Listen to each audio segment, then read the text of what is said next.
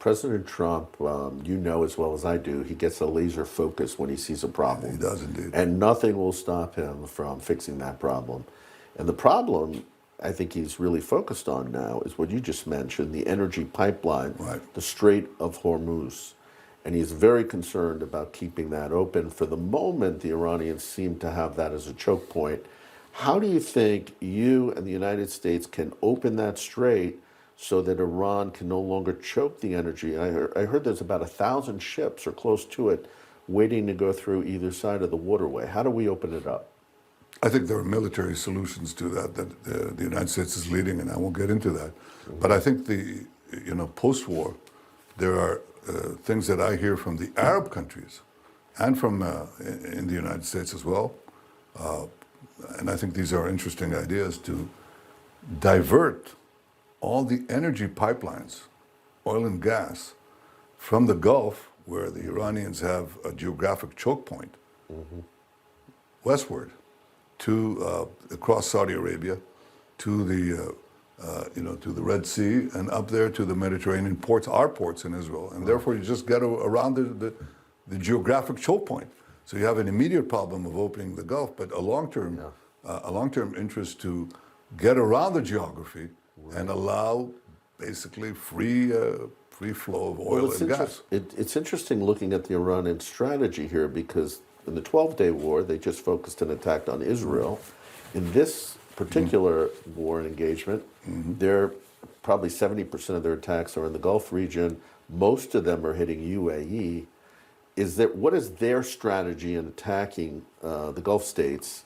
And maybe that will put them in more likely to be open to this pipeline. Well, what they're doing, Iran is attacking the Gulf states to put pressure on America to stop the attacks on them and give them the freedom to develop their nuclear weapons. That's basically what they want. But I think it's boomerang, because many of the Gulf states, in fact, say, oh, we shouldn't succumb to this blackmail, because we'll be in a much worse place when they develop nuclear weapons and the other weapons that they want, because that'll be the end of the Gulf states.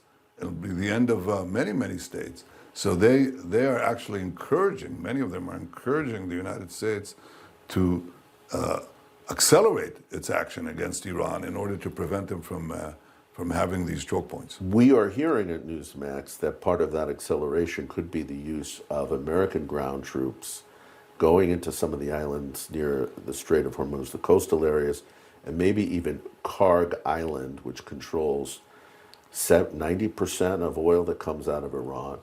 Do you see that President Trump would order troops into that area?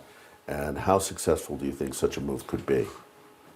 I leave that to him, and I'm certainly not going to get into this tactical discussion, which is important. But I think President Trump has shown amazing leadership, amazing fortitude.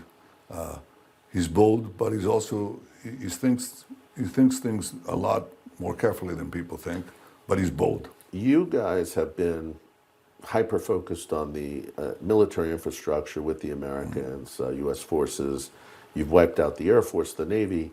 You just hit some steel plants. What was the reason for that? Is that a new change of direction for Israel in this war? The steel plants are controlled by the IRGC, the Iranian Revolutionary Guards, who are basically the terror apparatus that controls Iran. They take the revenue there. They use it both for their terror tyranny, but also to produce missiles, to produce weapons.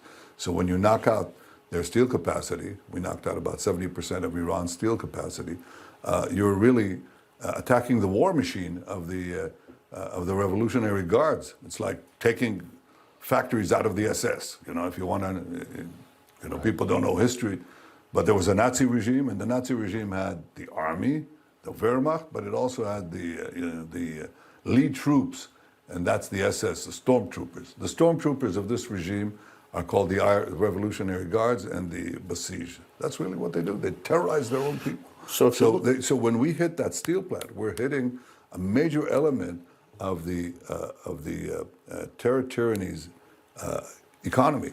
And obviously, it hurts them. And by the way, there's a lot of dissension there. They're talking now among themselves. They're criticizing each other publicly. Have you seen that? And that's quite amazing.